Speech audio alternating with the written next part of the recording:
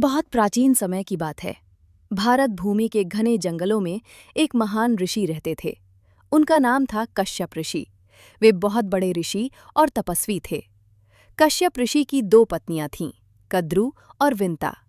दोनों ने तपस्या की और कश्यप ऋषि से वरदान मांगा।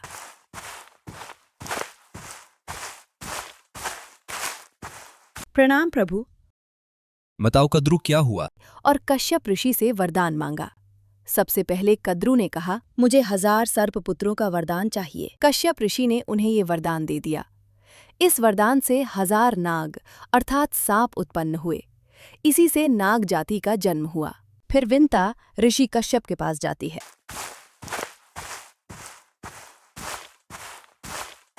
प्रणाम ऋषि मुनिवर। बताओ विंता, क्या हुआ? इसके बाद विंता ने कहा, मुझे 2 पुत्र दीजिए जो कद्रु के पुत्रों से ज्यादा शक्तिशाली हों। कश्यप ऋषि ने विंता को भी ये वरदान दे दिया। कुछ समय बाद विंता के 2 अंडे हुए। विंता अधीर हो गईं और पहला अंडा तोड़ दिया। उससे अरुण का जन्म हुआ, लेकिन वे पूरी तरह विकसित नहीं थे। कुछ समय बाद दूसरा अंडा फूटा। इससे गरुड़देव का जन्म हुआ। गरुड़देव अत्यंत शक्तिशाली थे और उनके पंख पक्षियों जैसे थे। एक दिन कद्रु और विंता के बीच एक शर्त लग गई। कद्रु ने छल किया और विंता शर्त हार गईं। शर्त हारने के बाद विंता को नागों की दासी बना दिया गया। जब गरुड़देव ने अपनी माता को दासी के रूप में देखा तो उन्हें बहुत दुख हुआ। गरुड़देव नागों के पास गए और बोले, मैं अपनी माता को मुक्त कराना चाहता हूँ। नागों ने कहा, यदि तुम स्वर्ग से अमृत लाकर दे दो तो हम विंता को मुक्त कर देंगे।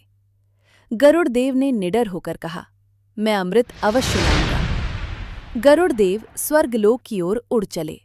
वहीं अमृत रखा हुआ था। स्वर्ग में भगवान विष्णु प्रकट हुए।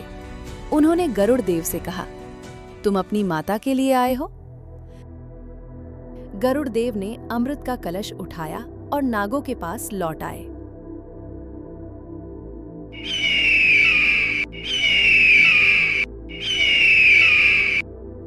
गरुड़देव ने अमृत नागों के सामने रख दिया और कहा, पहले तुम सब स्नान कर लो, फिर अमृत पियो। जैसे ही नाग स्नान के लिए गए, इंद्र भगवान वहां आए और अमृत को वापस स्वर्ग ले गए।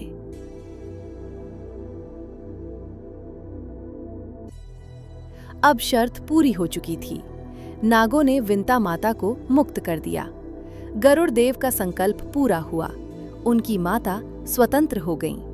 इस प्रकार गरुड़देव भगवान विष्णु के वाहन बने और उन्होंने माता के प्रति अपना कर्तव्य निभाया।